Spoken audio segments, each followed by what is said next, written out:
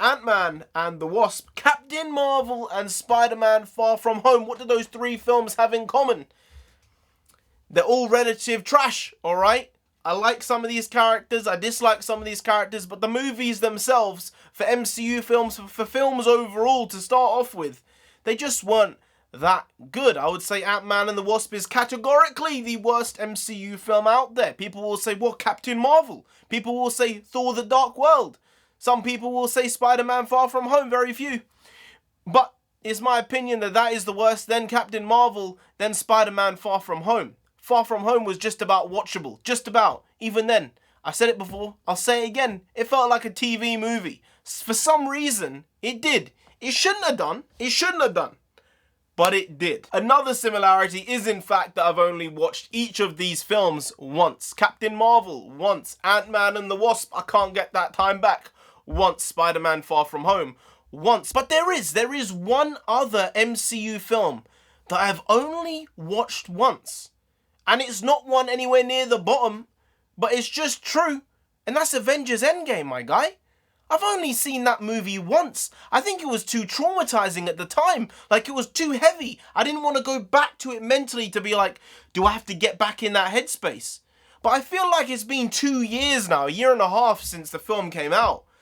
And the hysteria has kind of died down. The MCU is kind of winding down in some ways. It's been like 18 months since Far From Home came out. And that one essentially finished off Phase 3 in a lot of ways. It was indeed the conclusion to that phase. And Phase 4 is potentially going to be huge. I don't know how the MCU is going to do. I don't know how cinemas are going to cope. I don't know how movies are going to have these huge budgets when the billion-dollar film, I've read a lot about it, the billion-dollar film might be done. In most cases, it might be done. So I'm not sure how these giant budget films will be able to make back the money they put into them. So Disney's going streaming. WandaVision is indeed actually a very weird, interesting, fun show. It does need more plot, to be honest, to be fair, to give it clearly there. But I do feel that in the next couple of episodes, we will get that layering that's necessary to tell us what's exactly going on here.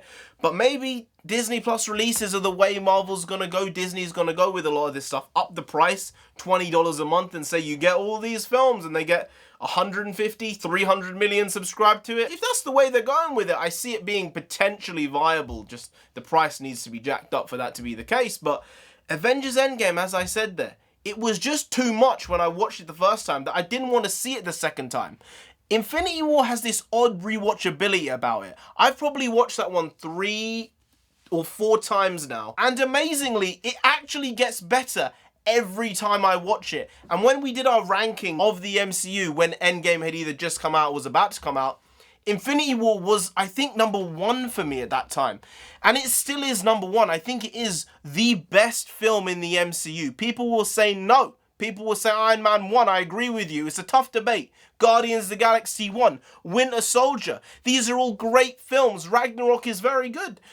But Infinity War has this thing which makes me think it is an actual incredible film. Not about comic book movies, not about anything else. It is a really good, structured story. And the heroes don't win at the end of it. That's something which we were waiting for. That is something that was probably necessary in the MCU, and it was a great way that the tone in which they did it with, the way they filmed it, what was going on in all the B plots, the C plots, the D plots, everything worked incredibly well. And I feel Endgame wasn't as good as Infinity War. But as I said, I've only seen it once, and that's shocking because it is still a very good movie. It's a good superhero movie.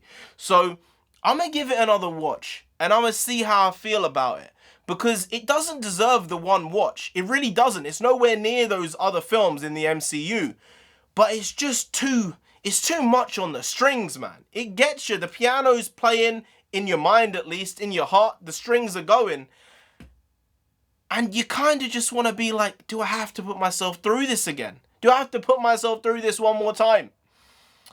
Yeah, I just don't feel it has the rewatchability. So I'm going to give it a shot. I'm going to give it a watch. And we're going to see what goes on. Because maybe I'll prefer it even more second time round. Maybe I'll like it less. I find that incredibly unlikely. But then at the same time, some of the shocks and incredible moments that were very spontaneous when watching it upon first viewing aren't going to be there this time round. There'll be things I pick out that will be different and unique and stuff I missed first time round.